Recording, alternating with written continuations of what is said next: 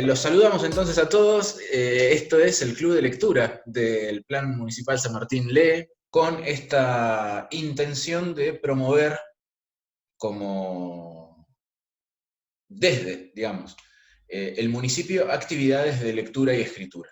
En esta situación de reclusión y de cuarentena, como les decía hace un ratito, ustedes van a poder encontrar en la página de Facebook, en Instagram y sobre todo en ese link que les compartí, que de últimas me lo pueden pedir, todas las cositas que se van generando desde San Martín Lee. Bien, ¿qué hacemos en el Club de Lectura? En el Club de Lectura lo que hacemos es charlar. Charlar y compartir algo que nosotros ya hemos leído en nuestro fuero íntimo. Organizamos con anticipación una lectura, se les comparte el texto, y aquí lo que hacemos es ponerlo en común, ¿sí? No tenemos intenciones grandilocuentes, ni de crítica literaria, ni nada. Es juntarnos a tomar mate y charlar un rato sobre eso que leímos y como decimos siempre, ¿no? Poder... muchas veces la crítica lo que hace es leer un texto hacia adentro, ¿no? En física a eso se le llama una fuerza centrípeta, ¿no? Esas fuerzas que van hacia el interior. A mí me gusta mucho cuando es como un coinor, como un lavarropa centrifugando, que esa fuerza hace que las cosas salgan hacia afuera, que se abran. La idea es que esta lectura sea centrífuga. Sin olvidarnos, por supuesto, de lo centrípeto, ¿no? Está muy bien leer hacia adentro el texto, pero todo eso que ustedes puedan traer de afuera, vincular con una película, si ustedes se adelantaron y leyeron otro texto de este libro y dicen, che, mira, esto también pasa, digo, lo podemos hacer, porque la idea es justamente enriquecer y saber que nunca terminamos de leer. Nunca se termina de leer, ¿no? Borges era un tipo que decía que toda lectura es relectura, y creo que un poco tiene que ver con eso, ¿no? Como cada lectura alimenta al texto con el que nos estamos enfrentando. Los cabalistas, por ejemplo, dicen que hay tantas, que la Torá es única para cada lector, ¿no? También, digamos, vamos por ahí, la idea es esa, ¿no? Que el texto nos hable siempre una cosa diferente. Bien, ¿qué elegimos para esta oportunidad? Para esta oportunidad elegimos un texto de María Gainza, o Gainza, no recuerdo cómo se tilda. Tenemos el gran problema de las mayúsculas, ¿no? Y todavía la polémica de si se pone tilde o no.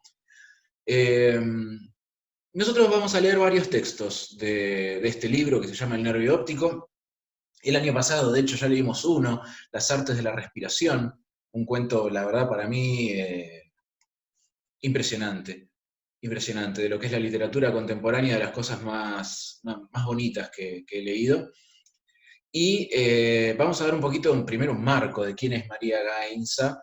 Ella es, en principio, periodista de arte, crítica, ¿sí? Vieron que el mundo del arte es bastante particular, es como muy cerrado, muy selecto en cierta forma.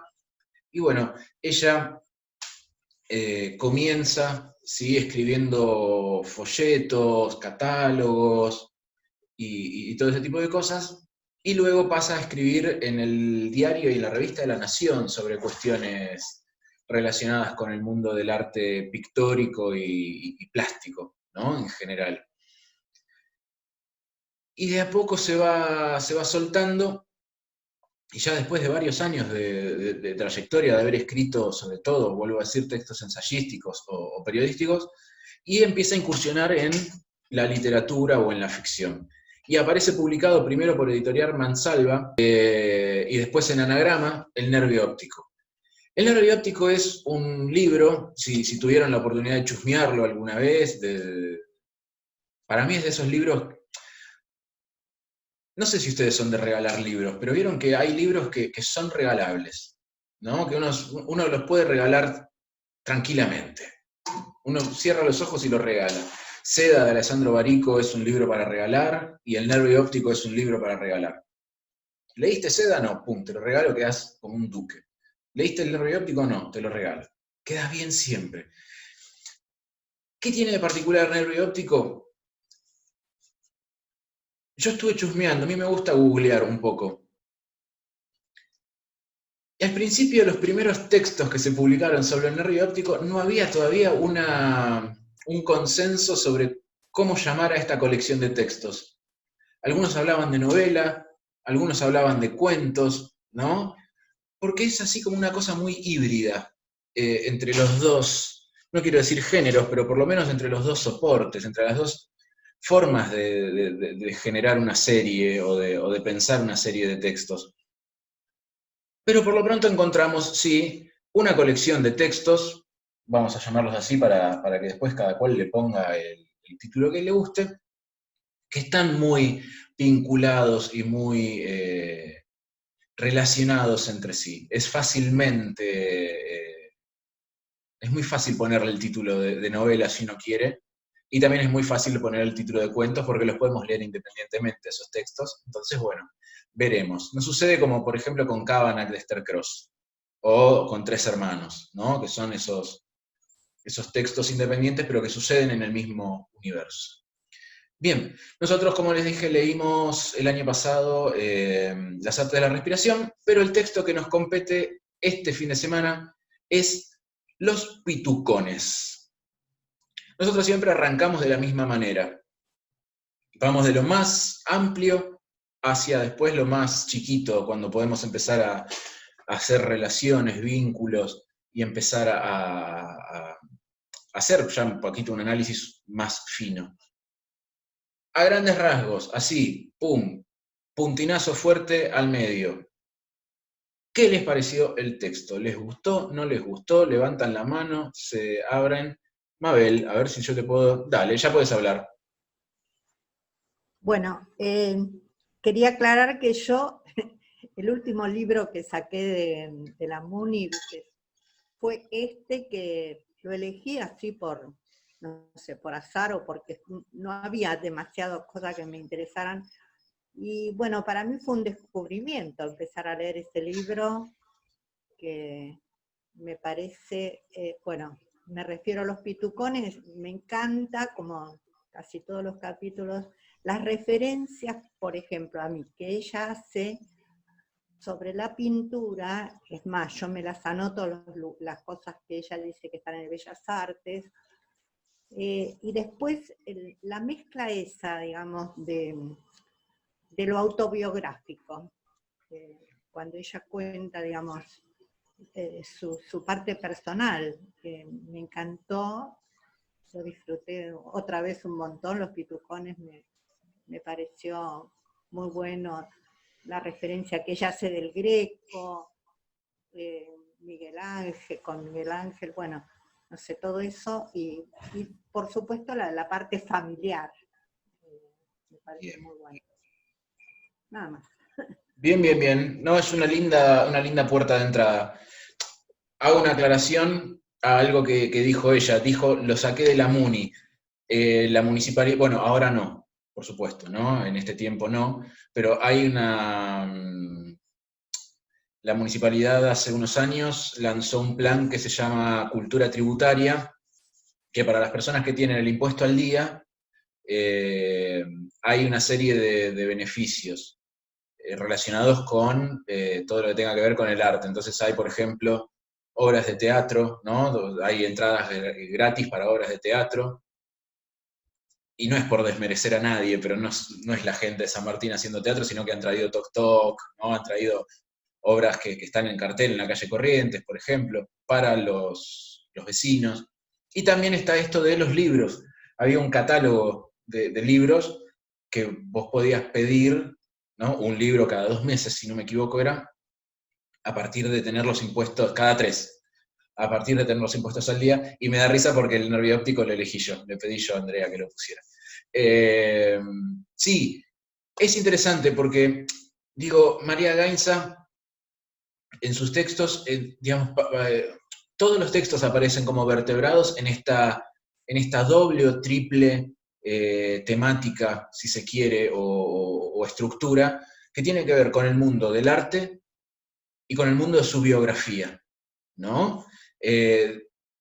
Se van relacionando, poco a poco se van escalonando el uno con el otro y se van trenzando y van generando ese texto, ¿no? Pero el mundo del arte siempre está presente y el mundo de su vida, o de su biografía, en cada uno de esos textos. Sí, después, bueno, es otro problema y como siempre decimos, ¿no? La literatura contemporánea sobre todo nos presenta este problema de el límite entre realidad y ficción, ¿no? El siglo XX ha sido como el siglo XX en adelante. Yo todavía vivo en el siglo XX.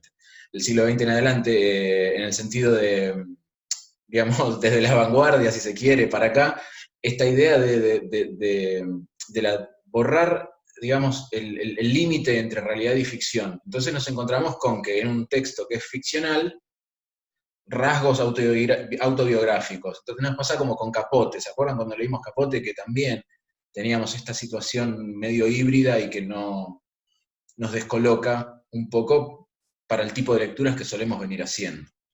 Sí, arte y vida personal. En vida personal meto familia, que es un tema importantísimo en este texto. Sí, claro que sí. Bien. ¿Qué más? ¿Qué más? ¿Gustó o no gustó? ¿Qué fue lo que más les gustó? ¿Qué les llama la atención? Ceci, a ver, te doy audio. No, te tenés que dar vos, lamentablemente. Mil disculpas. Bueno, yo por ejemplo que no sabía que los textos estaban así como asociados o que tenían puntos en común, yo a medida que lo iba leyendo encontraba muchas similitudes o como aspectos que estaban en Artes de la Respiración. Me pareció, por ejemplo, el tema del ocultamiento, el tema de la familia, de los prejuicios. Me recordaba mucho ese texto, es como que encontraba asociaciones. Lo de rotular, ¿no? Y de esconder, del que era diferente o el que tenía alguna cuestión, enseguida se lo rotulaba y se lo corría de la escena. Bien. Se iba a otro lado. Sí. Bueno, vamos a tener que hacer como en las series de HBO, ¿no? El Previously. Ella está mencionando cosas del cuento Las artes de la respiración. En Las artes de la respiración nos cuenta la historia de la familia, de uno de los integrantes de la familia Alvear, que tienen el palacio, nunca recuerdo cómo se llama, en la calle. ¿Cómo le diría? A ver si te.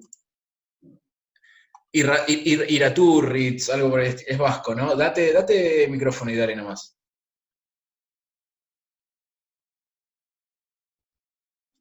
El Palacio Errázuriz. Errázuriz, ahí estamos. Muy de bien. arte decorativo, el Museo de Arte Decorativo es ahora.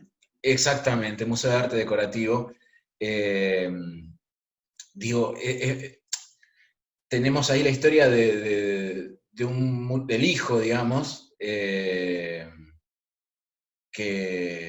diseña un espacio, ¿no? Diseña un boudoir, que es interesante esto que decías vos, Ceci, del ocultamiento, porque el boudoir es un cuarto interior, ¿no? No es un cuarto que esté hacia una ventana, no da hacia el exterior, está en el centro.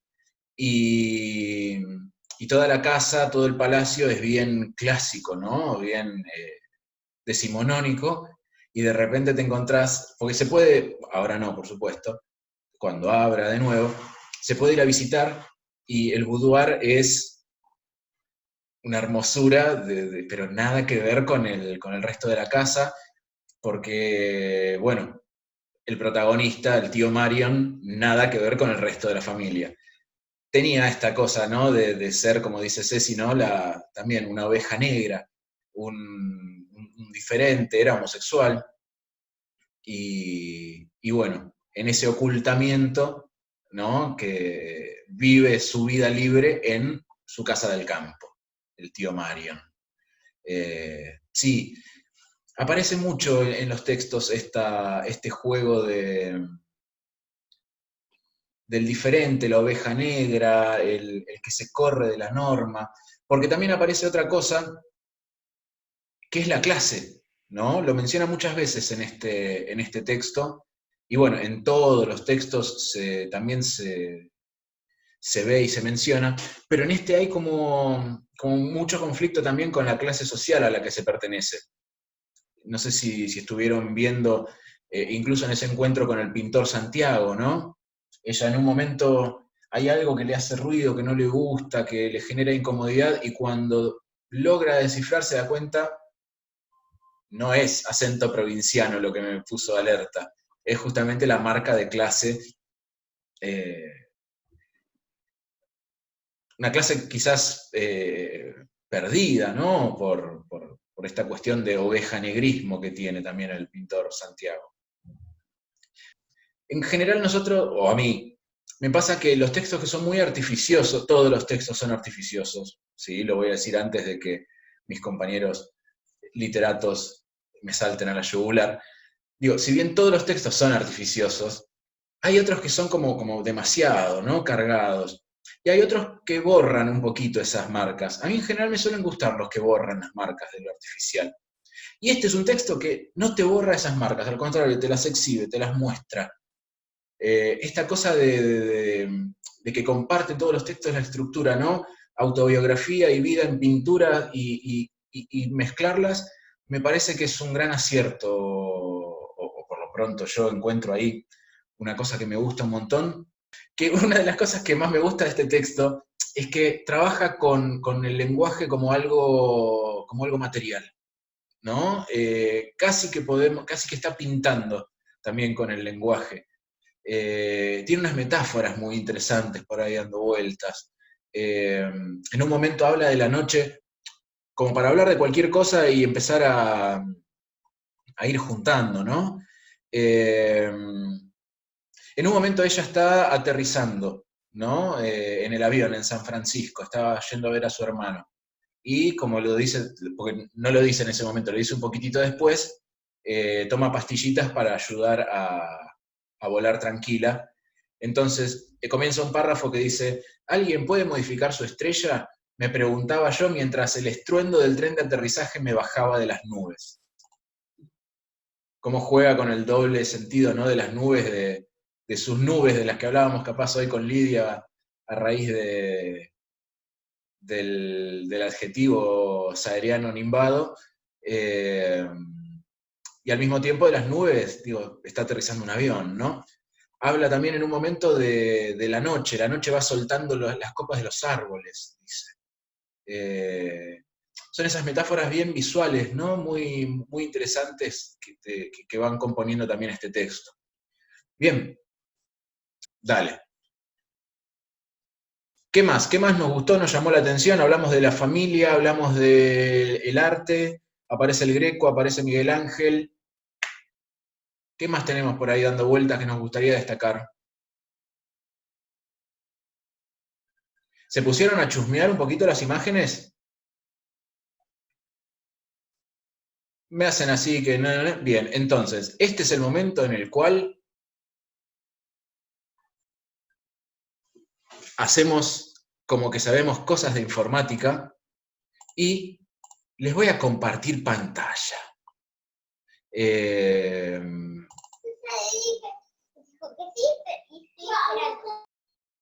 Bien, compartimos pantalla. Están viendo ya acá unos señores, ¿no? Están viendo unos retratos, bien.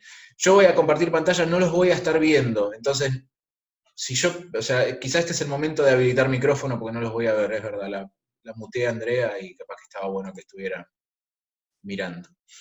Hablando, perdón. Bien.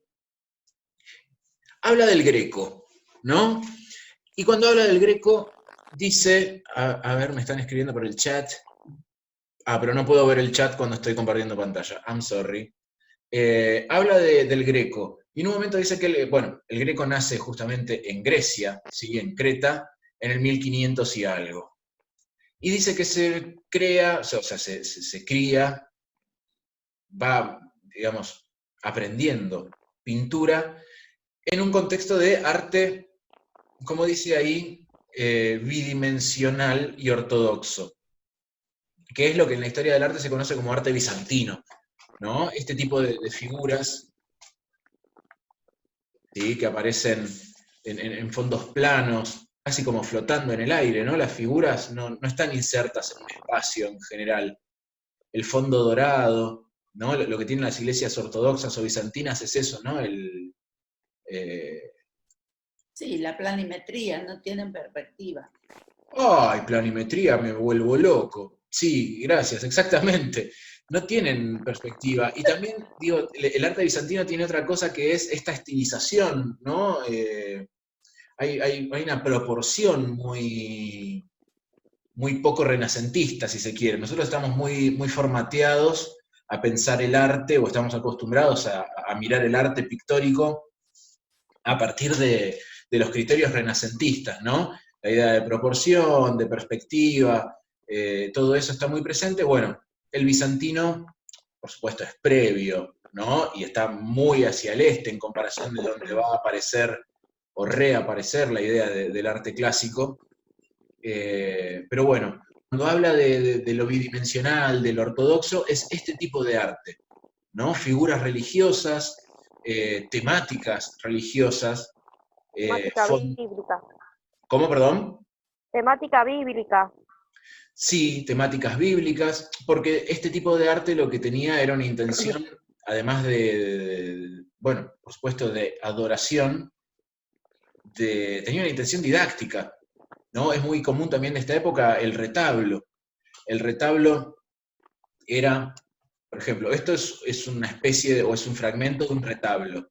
En un retablo uno tenía, por ejemplo, en una pared o sobre un altar, un montón de pequeños cuadros que generaban una secuencia.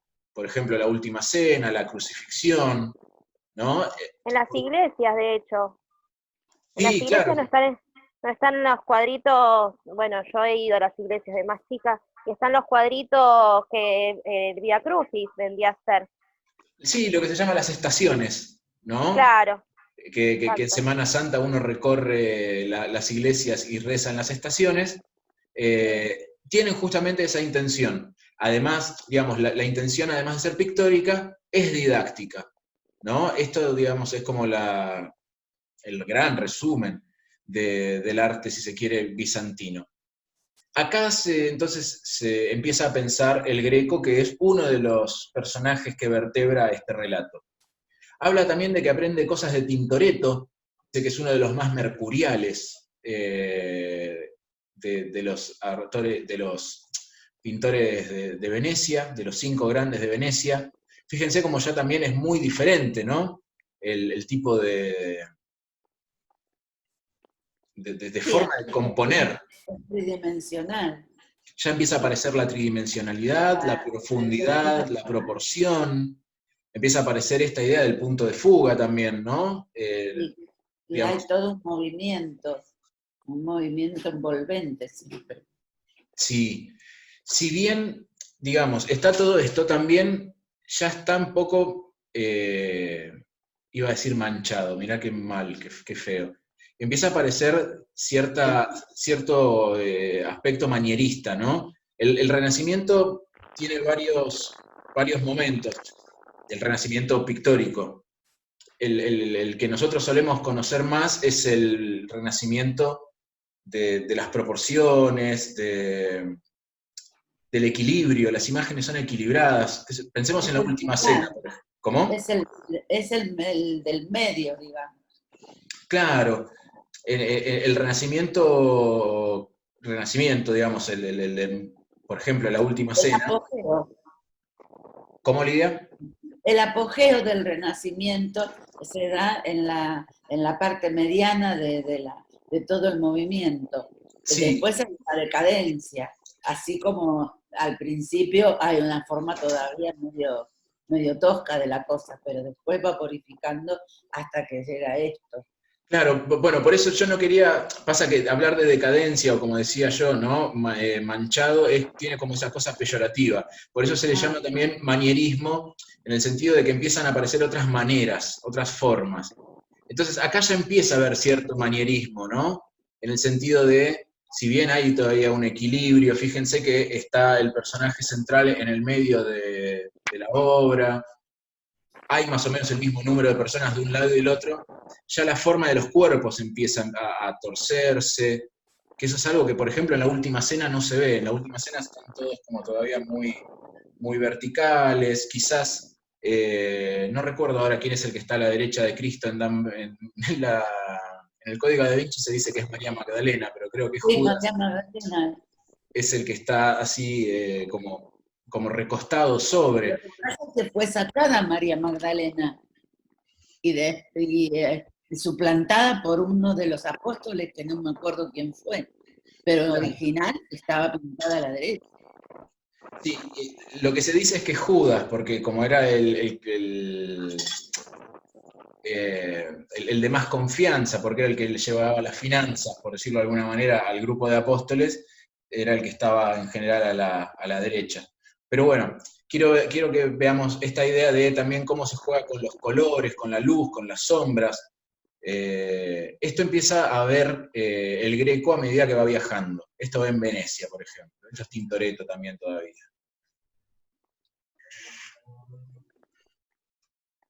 Estas cosas son las que él va aprendiendo. Fíjense que de pasar de un arte bidimensional plano, empieza a ver este tipo de trabajos. Llega entonces también, bueno, esta por ejemplo, ¿no? Muy interesante, digo, parece hasta un mural, ¿no? Mexicano, casi como si fuera un Siqueiros. Sí. Tiene como, el futurismo tiene mucho estas cosas de marcar así los músculos. Bien, pero todavía tenemos equilibrio, ¿sí? La figura central en el centro, etc. Después, claro, cuenta, ¿no? El sujeto de enunciación del texto, llega a Roma, se encuentra con Miguel Ángel y se quiere matar el Greco, porque, claro, Miguel Ángel ya había como inventado todo lo que él quería hacer. Esto, bueno, es la Capilla Sixtina, una crucifixión, nuevo, ¿no? Temáticas religiosas siempre, por supuesto, pero fíjense esta idea de equilibrio, el personaje en el centro, o sea, el personaje central en el centro, hay equilibrio, hay el mismo número en general de personas de cada lado en las mismas posiciones, ¿no? El Renacimiento tiene esa búsqueda de Y el la triángulo, aquí se ve netamente el triángulo. El triángulo es el que te marca la importancia de los personajes. Los que caen dentro del triángulo son los importantes, el resto no. Solamente se ponen para equilibrar justamente, no para hablar en importancia. Hay una cosa que a mí me sorprendió mucho, yo no lo sabía el otro día chusmeando algunas cositas. Los burgueses, los tipos con mucha plata, se mandaban a hacer estos cuadros, ¿no? Para poner en sus casas o incluso en las iglesias, ¿no? O sea, patrocinaban que pintores importantes pintaran este tipo de cosas y se hacían incluir ellos en los cuadros. Siempre, como decís vos, ¿no? Por fuera del triángulo, pero claro, Sí. estaba el señor burgués de la zona, abajo mirando así como lo crucificaban a Cristo, no deja de ser un dato copado para pensar. Bien. Eso se ve mucho en el Bosco. ¿Cómo, perdón? En el Bosco se ve mucho eso. Sí, bueno, el Bosco ya es otro delirante hermoso. Es posterior, pero Sí. mucho de eso. Bien, acá tenemos otro Miguel Ángel, otra crucifixión, siempre las mismas temáticas. Ya venimos al Greco. El texto se habla en un momento, o sea, ella ve un cuadro que es Vista de Toledo. El Greco hace todo un viaje, ¿no? Desde Grecia por Italia hasta llegar a España. En España él lo que busca es justamente mecenazgos, ¿no? Participar de la vida cortesana, pintar para alguien, y bueno, siempre seguir aprendiendo, por supuesto. Y fíjense, digo, que eso es algo que también menciona el sujeto de enunciación. ¿Cómo se corre, ¿no? El Greco de las cosas que él viene viendo. Si bien siempre está emulando a Miguel Ángel, también empieza a aparecer cierto corrimiento de la forma de representación. Y acá fíjense el cielo, ¿no? Este no lo conocía, pero lo que me da la impresión es como de que tiene mucho atisbo de modernismo. Ella habla de... Mucho digamos, como de supresión en cierta cosa, en cierta forma, para hacerlo más moderno. Ya como el detalle no importa, sino que es solo lo esencial. Sí, y Pero sobre lo todo... esencial realmente. Y lo que empieza a aparecer, o por lo menos, y vuelvo a decir, siempre digo, ¿no? A partir de la lectura del texto, el sujeto de enunciación habla de que es un cielo casi expresionista, ¿no? El expresionismo, Sí. si lo queremos comparar Sí. o queremos traer un ejemplo, claro, el más representativo, el que más conocemos quizás es el cuadro de Munch, El Grito, ¿no? El del tipo que está gritando con la cara desencajada y el cielo detrás acompaña ese grito, ¿no? Acá también el cielo acompaña, si se quiere, un estado medio turbulento. Bueno, porque esto tiene que ver un poco, bastante, diría yo, con lo que, como es arriba es abajo, porque fíjate que en el medio él ha ubicado el horizonte donde está la parte de arquitectura, o sea, el hombre, pero es muy chiquito, tiene poca importancia en relación al cielo y la tierra. Mirá qué bien, no lo había pensado desde ese lugar. Sí, claro. Hay una interpretación de ese modo. Como es arriba es abajo, ese es el Kybalión, ¿no? Arriba es abajo, sí. Y acá no es exactamente desde el punto de vista pictórico así, pero sí es desde el punto de vista de la concepción de este cuadro. O sea, el hombre está representado, está presente de acuerdo a la arquitectura, pero en mucha menor escala que la naturaleza y el cielo. La tierra es donde el hombre se desarrolla, pero no ha desarrollado aún todo. El cielo es el que tiene toda la preponderancia también, aunque ocupa un espacio apenas más pequeño. Sí, pero digo, el equilibrio viene dado por eso, ¿Sí? Si se quiere. Son dos masas, si vos querés, son dos grandes masas, y en el medio está ubicado el hombre a través de la arquitectura. Fíjate que no hay personas, nada, No. solamente un manejo de masas. Sí, y hasta parece como una línea, ¿no? Como si fuera un límite.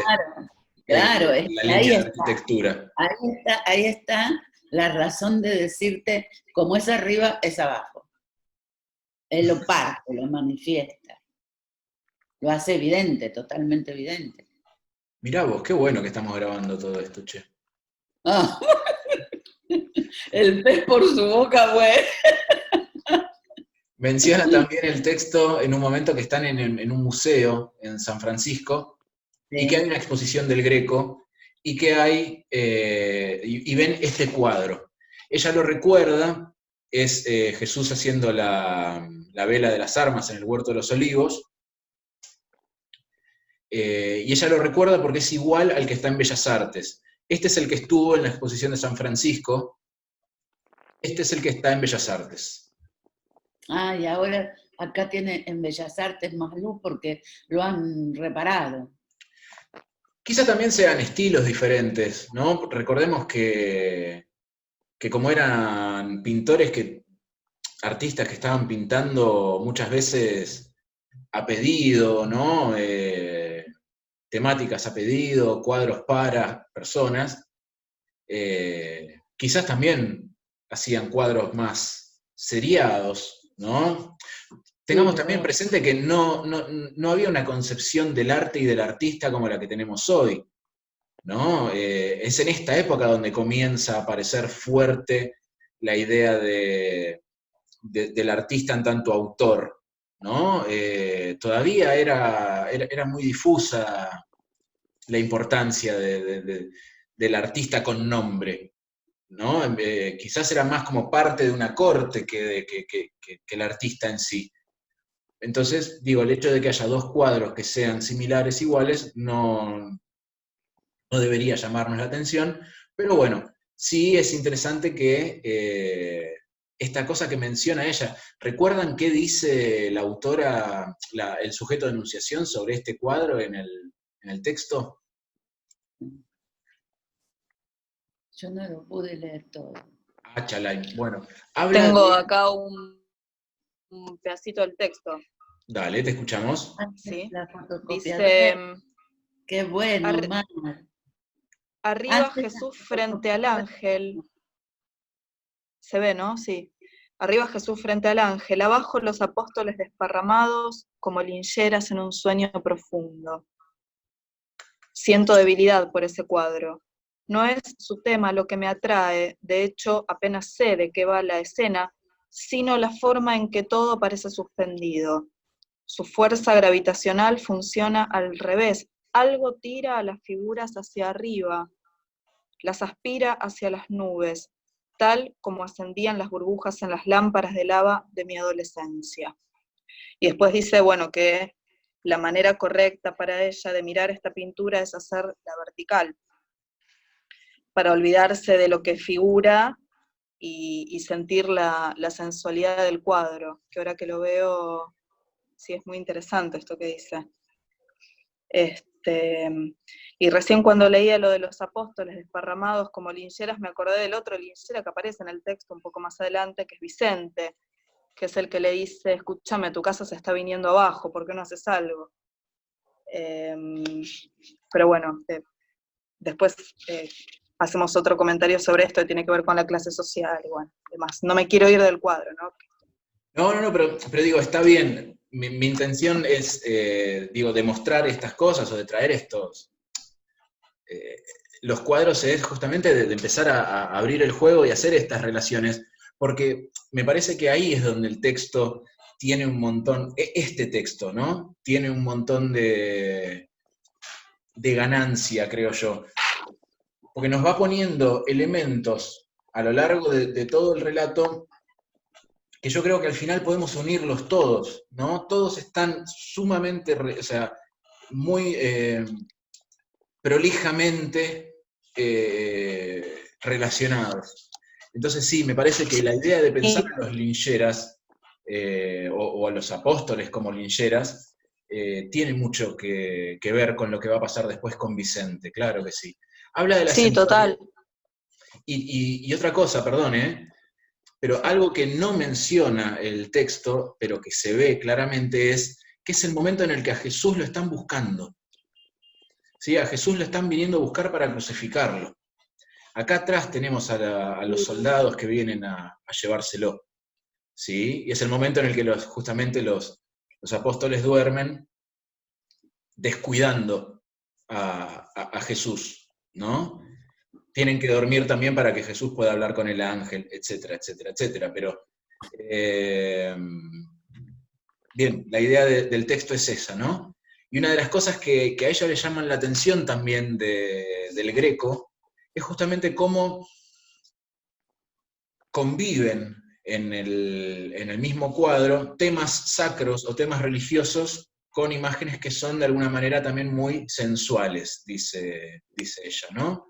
Como que el cuerpo está muy presente, la corporeidad, si se quiere, del cuerpo está muy presente en esos cuadros, cuando en general solían ser mucho más temáticos, ¿no? Acá empieza a aparecer cierta estilización, no a la manera, digamos, bizantina, sino a la manera más manierista. Fíjense las manos, ¿no? De ese Cristo, y la disposición de los cuerpos abajo, es muy interesante. Bueno, porque esta es ya la última parte del Greco, donde él ya perdió, o sea, ya no pinta más con ese tipo de rostro y toda la figura alargada, sino que ya es más normal. Por eso está mucho en movimiento toda la parte de acá abajo, y el manejo de los paños es mucho más importante en este cuadro que en los otros que vimos. Sí. Y las caras, sobre todo las caras. Las caras no son así. Ya No. la cara tiene una normalidad. Pero al mismo tiempo, fíjense que tampoco es, por ejemplo, el tipo de rostro que pintaba un... No, todavía tiene rasgo bizantino, pero ya no es todo bizantino. No, pero quiero decir, el Greco cuando llega, digamos, él pasa del arte bizantino al arte, a un renacimiento, pero ya manierista, ¿no? A lo que se suele llamar un bajo renacimiento, al final del renacimiento. Digo, fíjense que las caras ya no son ya como la de la Gioconda o como la de la Última Cena, ¿no? Son ya un poco más también, más alargadas, esos cuerpos ya están más torsionados, están ya augurando ciertos rasgos que después van a aparecer en lo que se va a llamar el barroco, como decía Fofani. Bien, Fofani, profesor queridísimo. Tenemos estos dos cuadros, y este me parece que se lleva, ¿no? Lo lleva al extremo. Todavía tenemos cierto equilibrio, todavía tenemos cierta idea de un manejo del espacio, pero fíjense lo que son los cuerpos, ¿no? Sí. No son para nada los cuerpos representados en la Última Cena. No es la Gioconda. Tienen un movimiento total. El movimiento está ahí bien presente. Y no solo en las telas, sino en el músculo, en la luz. En el músculo, sí. Es donde más se nota. Está todo en tensión. Sí, dentro de un triángulo.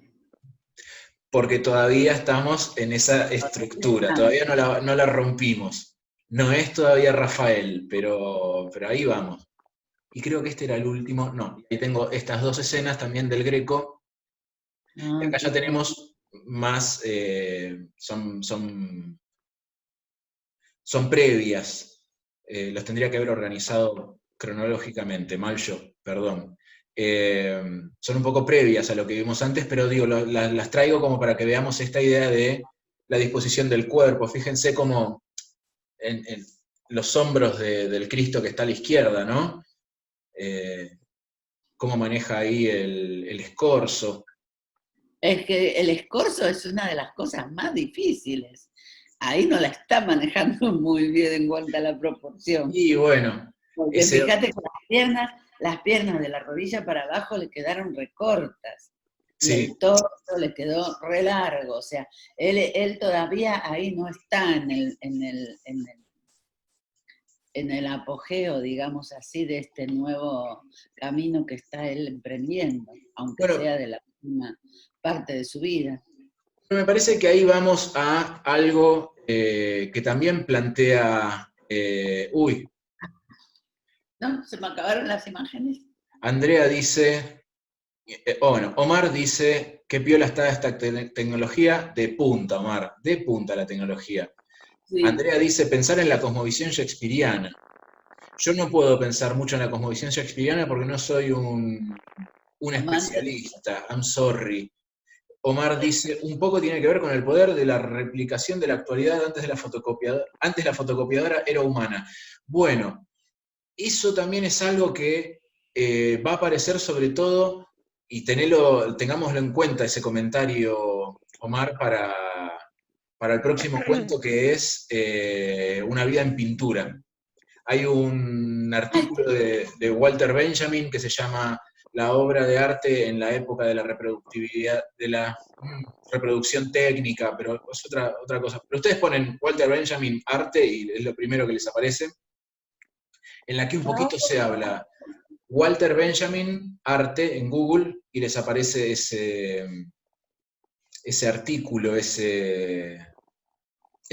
como un ensayo, como si fuera un artículo de una revista largo, un librito muy corto. Se puede leer de un par de sentadas, no pasa nada. que habla un poco de esta idea de la reproducción de la obra de arte en el siglo XX. Bien, la idea de mostrar las imágenes no era que nosotros fuéramos críticos ni nada, pero era como para darle un marco visual a esto que en el texto aparece tanto, ¿no? Que es el apoyarse en las obras que va viendo, va recorriendo, va pensando el sujeto de enunciación. Bueno, ese es el famoso de la correspondencia de las artes. ¿En qué sentido, Lidia? Porque la literatura, como la música, tienen mucha correspondencia con la plástica. O sea, hay pasajes de música que están equivalentes con la plástica. Y hay literatura que es totalmente equivalente con pintura. Así como hay música que se une con la literatura. O sea, vos estás leyendo algo y hay una música que te hace ajustar más en tu mente ese pasaje que estás leyendo. Ahí va. Escuchás música cuando escribís, eso es correspondencia de las artes. Bien, ahí terminé de... Música moderna, no sé, cumbia, no sé, lo que sea, pero estás estableciendo un puente entre una y otra y las unís. No, está bien, no terminaba de entender a qué hablabas de correspondencia. Sí, claramente. Ella está en esto. Sí, por supuesto. Por lo pronto, sí, no sé si tanto correspondencia, pero por lo pronto digo, creo que me parece que lo que empieza a aparecer es cierto manejo de los personajes que se mencionan, ¿no? Porque los está poniendo en un sistema en el que están juntos. Si bien no son contemporáneos, por supuesto, el Greco no es contemporáneo de su hermano, ni de ella, ni de Vicente, ni de su padre, pero digo, al ponerlos juntos, Omar dice, el arte con el arte se une en puntos inexplicables y hace sinergias increíbles donde menos te lo esperás, respecto a lo que decía Lidia. Sí, claro, por supuesto, desde ya. Decía, lo que me parecía interesante de mostrar las imágenes era ver cómo, de alguna manera también, el Greco aparece o se muestra, o empieza a jugar con cosas que lo hacen también un poquito una oveja negra, ¿no? En el mundo del arte. No eran obras cómodas de mirar. De hecho, así lo dice también en un momento el narrador, ¿no? Que los primeros que habrán visto las obras del Greco habrán salido mareados por estas torsiones y estos movimientos tan poco convencionales. ¿Cómo? Convencionales. Sí, exactamente. O que iban a hacer una convención posterior en todo caso, o que estaba armando la nueva convención. Sí, claro. Bien. Mercedes, date micrófono y dale para adelante. Lo que quería decir es que el Greco es como una especie de Salieri, como Salieri a Mozart. Ella explica lo de los celos que tenía de Miguel Ángel. O sea, ella, bueno, yo encontré ese paralelismo. Y lo que veo es que es tan inteligente para, digamos, que maneja muy bien la ironía y digamos, es como intimista, o sea, ella narra los sentimientos y los vínculos muy bien de cada uno de los personajes. Bien. Está el caso también del papá y del tío. El tío se termina suicidando. Y el papá y el tío hacen también una especie de competencia. Ella también percibió eso. El papá no estudia medicina, o sea, resigna la carrera que le gustaba para no ensombrecer a su hermano. Pero resulta que después él elige otra carrera y el hermano no se recibe de médico, y él se recibe de arquitecto. O sea que esas cosas de celos y entre las personas, ella lo refleja, digamos. Que se ve, bueno, se ve que es histórico a lo largo de la historia de la humanidad, se ve que se ven esas cosas, de los celos, de la envidia, del no poder, o sea, no poder asumir que a veces uno que encuentra a alguien que es superior a uno, o sea, que puede, más dotado, eso quiere decir, es más dotado que uno. Y también creo que tiene que ver con ocupar un lugar. Digo, yo creo que también algo de lo que se está poniendo en juego en este texto es cómo cada cual está, ¿no? Como tratando de ocupar un lugar. Y siempre, como decías vos, Mercedes, quizás haya ya otro. Por eso me parece que la figura de la oveja negra es tan importante. Lo menciona muchas veces. El hermano del sujeto de enunciación es el drogón, ella es la pendeja soberbia, el Greco es el que le queda grande al arte bizantino, el que llega tarde a Miguel Ángel, el celoso, el que quiere vestir a los cuerpos de la capilla, ¿no? Digamos, están como todos un poco desencajados. Esta pelea de hermanos, cierta idea de competencia. Ay, voy a ver el chat por las dudas, porque si no siempre me quedo arafue. La idea de los celos. Y también aparece otra cosa que esta mañana, cuando hacía una relectura del cuento, me llamaba la atención, quizás alguno también, y lo puede mencionar, que son las limitaciones también del cuerpo. Vieron que en el texto aparece todo el tiempo menciones a cómo el cuerpo limita la actividad de las personas. El padre no quiere estudiar medicina y sí arquitectura porque en medicina tendría que haber dado muchos exámenes orales y era tartamudo. Al Greco, cuando el sujeto de enunciación estudia arte, le enseñan que el Greco tenía un bruto astigmatismo y por eso pintaba así tan como fuera de proporción.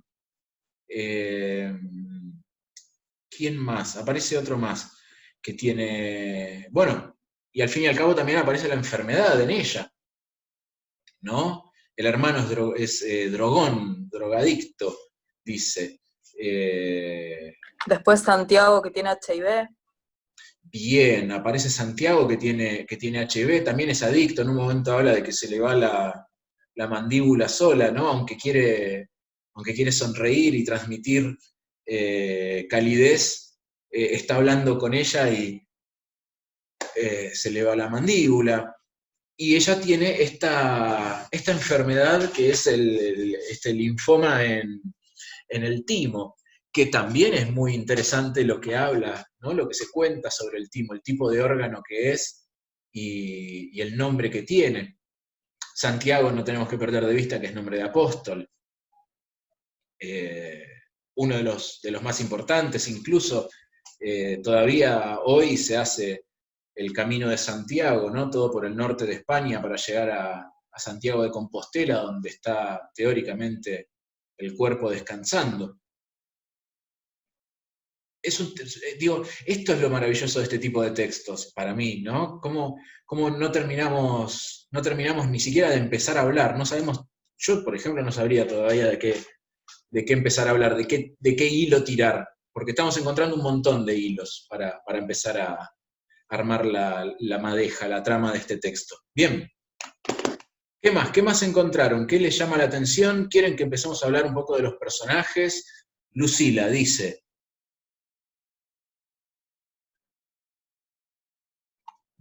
Eso es lo que decís, lo que vi a través de las imágenes que mostraste. Van apareciendo cada vez que pasaban, estaban más vestidas las figuras. Sí, bueno, es que me parece que también tiene que ver con Lu, con cierta concepción de...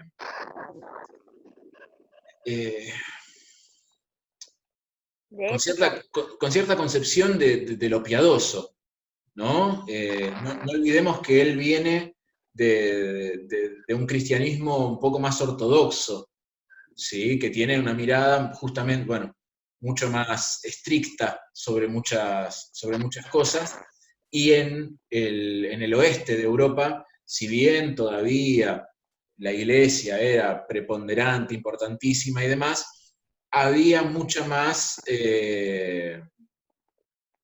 digamos, el arte Había, no, digo que había como más cerradas eran los pensamientos. Estaba mal yo, visto que una imagen cristiana esté desnuda o muestren sus partes íntimas, porque más de uno estaba desnudo completamente, sino el de Miguel Ángel, por ejemplo, exactamente, que sí, se sí, le ve sí. todo, literalmente, todo es todo, ¿no? Es como que las iglesias esconden todavía cierto pudor, ¿no? Tienen cierto pudor. Sí, De hecho, no aceptan a los matrimonios homosexuales, ni a los lésbicos, ni nada por el estilo, aún sí, hoy. y de hecho, digo, si nosotros fuéramos a una fiesta de disfraces y quisiéramos disfrazarnos de Adán y Eva, lo primero que saldríamos a buscar es una hoja de parra, porque la hoja de Claro, parra esconde, ¿no? tapas, Vendría, claro, digo, tapas. fíjense como esto que decís vos, ¿no? El cuerpo también está muy disciplinado a lo largo del arte y los genitales aparecen en general ocultos. Claro. Entonces, digo, eso también es ahí bien visible. Claro que sí, sí, por supuesto. Eso me lo fui a través de las imágenes que vos fuiste mostrando, que al principio estaban desnudos totalmente y después ya aparecían no con ropa como estamos vos y yo vestidos, sino con mantos o cosas así, Sí. tanto los apóstoles como Jesús y los ángeles. También hay que tener en cuenta, perdón, y nos vamos metiendo cada vez más en el arte y menos en el texto, así que vamos a ir, cerramos con Sí, esto y sí, sí. pasamos allá. No, pero digo, no está mal lo que vos decís, al contrario, estamos hablando de esto. No tenemos que olvidarnos que la Capilla de Sixtina tiene digamos, lo que está tratando de representar es la creación, el mundo, la convivencia del mundo celeste con el mundo terrenal, pero no deja de ser una pintura alegórica, ¿no? Y quizás lo que nosotros estuvimos viendo en las escenas de las crucifixiones o las cosas que pintaba el Greco, tenían una cuestión más representativa, no tan alegórica. Entonces, por eso también es que la ropa era un poco más necesaria, porque bueno, al tratar de representar lo que había pasado, lo que estaba pasando, eh, digamos, los apóstoles iban vestidos al fin y al cabo. Eh, y quizás sí, la creación, bueno, en la creación se habla, ¿no? De la desnudez, porque después aparece la vergüenza frente a la desnudez cuando son expulsados del paraíso. Bien, organicemos un poquito. Tenemos entonces un personaje, ¿sí? Que va a San Francisco a ver a su hermano. En paralelo tenemos la historia del Greco, en paralelo tenemos la historia del padre de nuestro personaje, ¿sí? Y aparece también, dentro de la historia de nuestro personaje, Santiago, que es un artista que le encarga un texto, y aparece también Vicente como un personaje secundario, pero muy representativo, que es el linchera del barrio, el linchera de la calle, que también tiene sus cositas que podemos ir mencionando. Lo que hablaban de la clase social, en la reunión anterior, la chica esta, que no me acuerdo nunca el nombre, que hablaba de la clase social de clase alta a clase baja. De hecho, en el texto contaban que un político iba a ser como un búnker, no sé, que al final era como un lugar clandestino para fiestas y toda la cosa, y le había dicho que si podía sacar a la chica, le había dicho si le podía sacar a Vicente de ahí, no sé por qué. Y después se lo terminaron llevando porque estaba mal visto que Vicente, un croto, como vulgarmente se dice, esté ahí y esté el auto de todo croto ahí de Vicente, y se lo llevaron. Ahí te das cuenta las clases sociales, cómo se diferencian, ¿entendés? Como que, no, yo soy rico, no me puedo juntar con un pobre. No, No solo eso, es una desaparición en democracia, básicamente. exacto. Es una desaparición en democracia. Sí, exactamente, tal cual. No termina de desaparecer, porque ella en el supermercado lo ve y el chino le da un paquete de Parisien. Pero por lo Bueno. pronto No, eso fue anterior, ¿eh? Es como que Eso todo fue lo anterior que en el texto. No.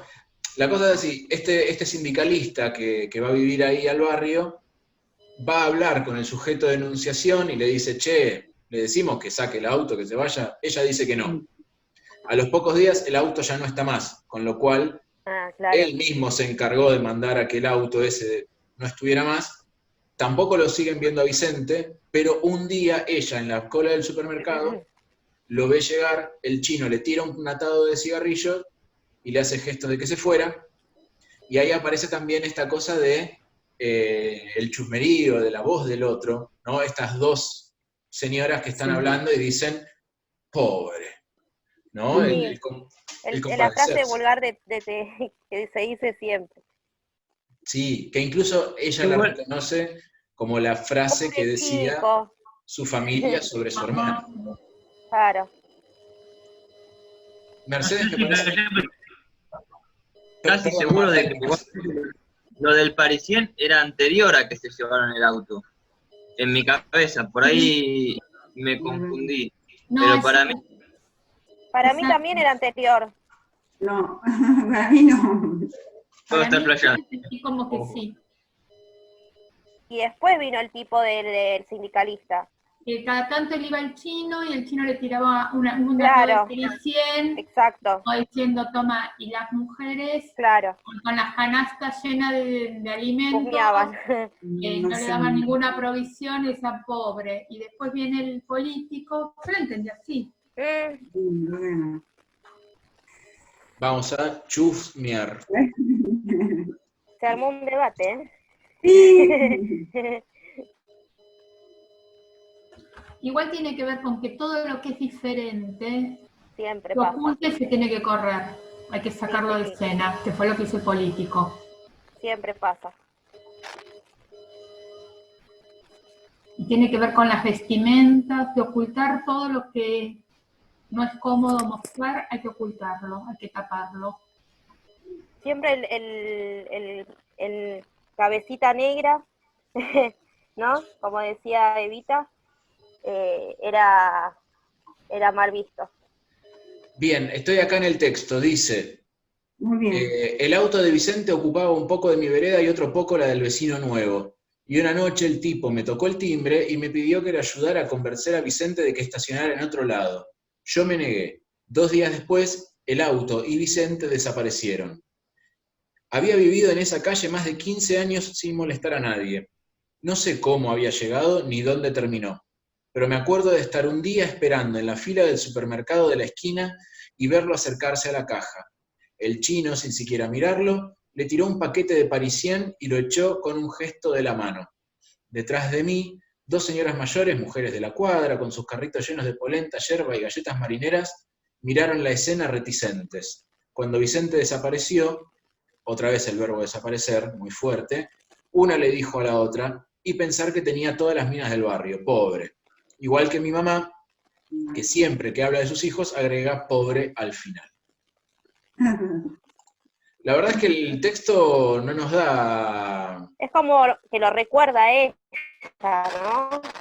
Por lo pronto, no lo sé. Es como un recordatorio que lo va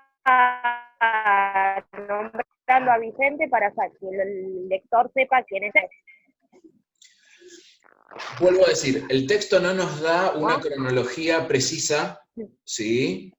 Porque después también esto es cierto, el texto todo el tiempo va y viene en la cronología, ¿no? No es un texto que nosotros podamos reconocer como que respeta una cronología, la va alterando. Entonces, por lo pronto, el texto no nos da las suficientes herramientas para poder decir esto es así o no. Yo honestamente lo leí como que el auto desapareció, Vicente no estuvo más y un día apareció de nuevo, y a partir de ese corrimiento del barrio es que se volvió también de nuevo otra vez, ¿no? Una oveja negra al cuadrado, porque digo, nunca se llevó, porque lo dice, nunca se llevó mal con nadie, nunca molestó a nadie, y de repente molesta, porque no solamente era el linchera que habían desplazado. Por eso a mí me da la sensación que más que la cronología la marca la llegada del político. No importa si fue antes o después, es el autoritarismo o el poder, porque todos los demás, si bien nadie hacía nada por él, no les molestaba su presencia o convivir de él. Pero llegó alguien poderoso, por eso, si el atado de cigarrillos fue antes o después no cambia. Yo lo asocio que llegó, digamos, el poder, la autoridad, y lo sacó, lo desplumó. Porque a los demás, o sea, capaz que no se involucraban de ayudarlo, pero tampoco les molestaba su presencia. Convivían con él, por decirlo así. Pero lo que se marca es eso.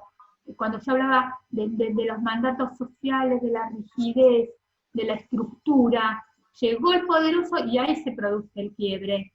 Este no tiene que estar más. Eso hablo de los ocultamientos. Como cuando fue el SIDA, hay que ocultarlo, hay que separarlo. El paralelismo que hacía yo con Marión. ¿Por qué se fue lejos? Después lo único que importaba era su herencia, pero como era diferente, había que sacarlo de la escena primaria. Sí, y al hermano, que como tenía un tema de adicción, aparte digo, y esto también es importante, la elección ya lo veníamos hablando, ¿no? Lo venimos mencionando bastante el tema, pero digo, la elección de los verbos es fundamental. Usa 2 veces el verbo desaparecer en relación a Vicente, y en relación a su hermano, usa el verbo exiliar. Lo exiliaron, ¿no? Cuando lo mandan a San Francisco, porque ninguna clínica acá le servía, ninguna clínica podía ya ayudarlo, ¿no? Lo exilian. Fuerte. Y todos estaban marcados por algo, porque cuando habla de los hermanos o de las carreras, que dice que deja la carrera porque no puede dar las siguientes materias, porque era tartamudo, la tartamudez también está relacionada con la timidez, con la falta de poder expresarse. Sí. Entonces todos estaban marcados por algo, entonces esa marca los separaba de su realidad, de lo que ellos, de su presente. Se tuvo que correr a otra carrera. Y también esa cuestión familiar, que como él ser más que el hermano, todo, entonces siempre habría que correrse de ese lugar, porque eso tiene que ver con las estructuras familiares. Y esos dos usos de los verbos marcan muy bien una época, desaparecer y exiliar. Exactamente. Exactamente, sí. Porque digo, también hay que pensar, a eso iba, ¿no? En los contextos. Porque como decíamos, no nos da marcaciones temporales firmes, ¿no? Pero eso aparece en la lectura, en el contexto. Ella está en un mercado chino. El chino es bastante acá en el tiempo. Esas cosas, digo, también van a ir armando el texto, el sistema de referencias que el texto va trazando. Los Parisien eran los cigarrillos de moda en esa época de los 70 y pico, porque era el fumar, o sea, yo, mis amigos todos, cuando teníamos 16, 17 años, era fumar Parisien. Entonces también hay marca temporalmente una época. Por sí. Eso los verbos exiliar y desaparecer. Sí, claro, exactamente. Bien, uy, qué bien, qué bueno. Buen detalle. Linda lectura. ¿Qué podemos decir de Santiago? Así vamos relevando aspectos de los personajes.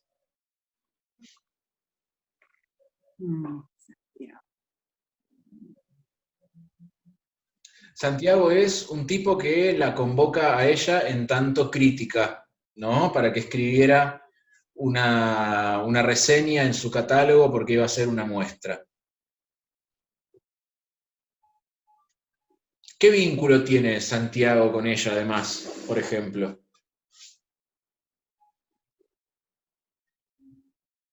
Que ahí me sirve algo de lo que dijo Lidia sobre el cuadro de la vista de Toledo para vincularlos. Sí. Ella tiene que ser una reseña de una retrospectiva tiene que ser ella. Eso es lo que tiene que hacer ella. Bien. ¿Y por qué llega él a ella? ¿Por qué la busca a ella? El hermano. ¿Es por el hermano? Sí. Sí, bien, aparece ahí el vínculo con el hermano. Y al hermano lo conoce de... La De noche, la noche de la puta. Bien, me parece hermoso, ¿no? Esto de hablar de lo conozco de la noche.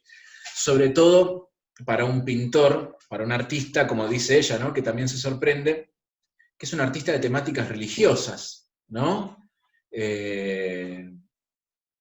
Conoce al hermano de la crítica que está convocando de la noche.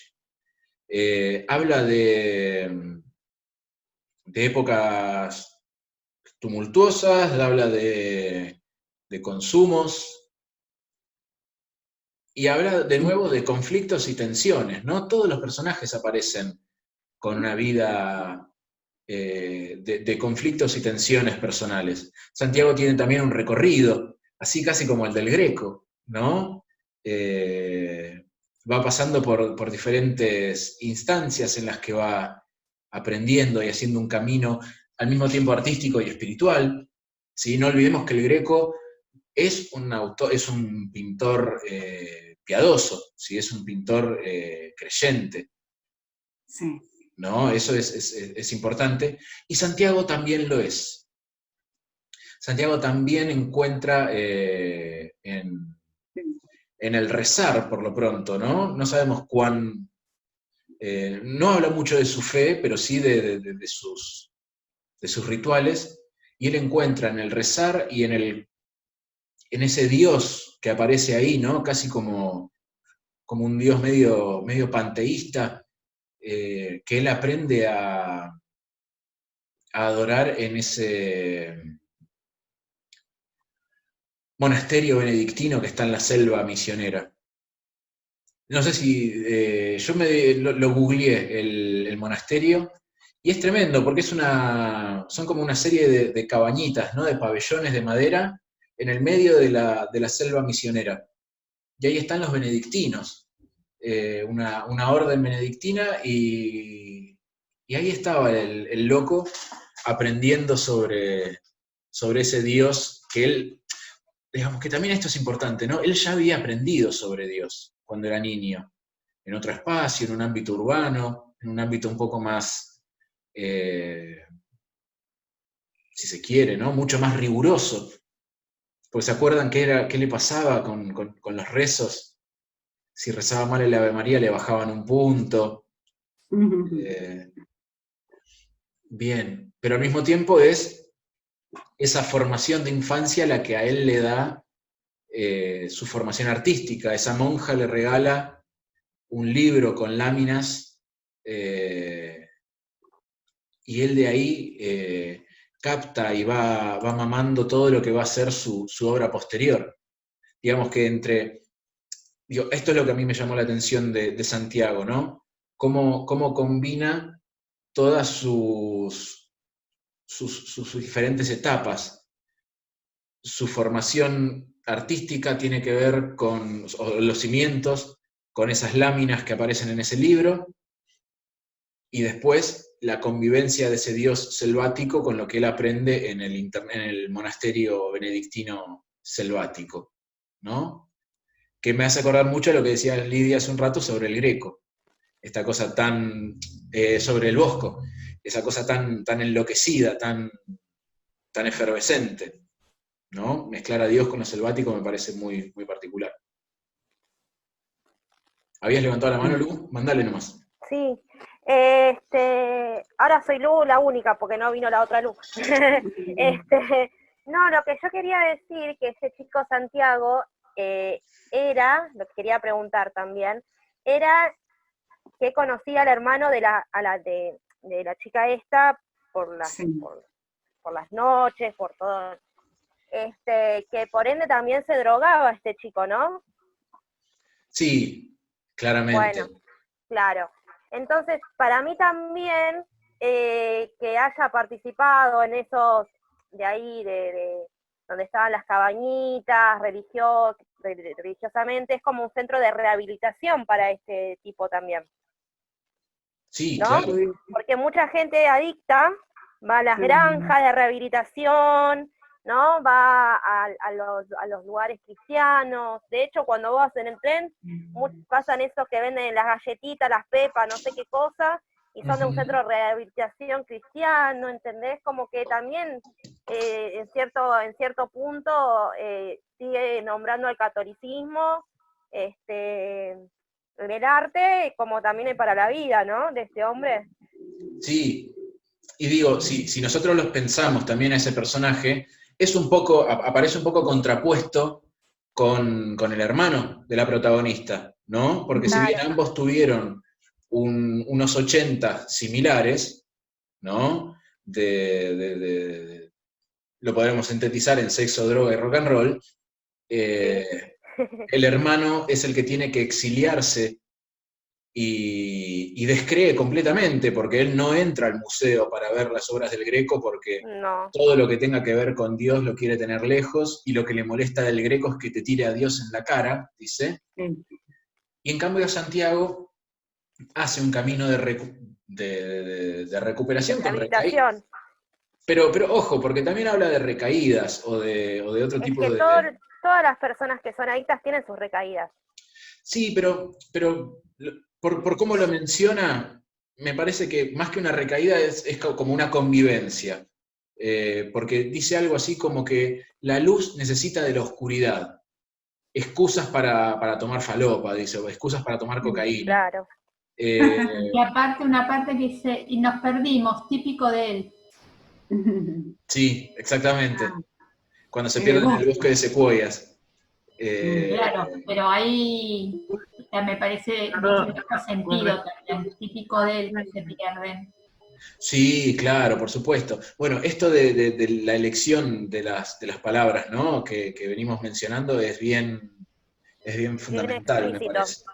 No, Sí. son bien explícitas.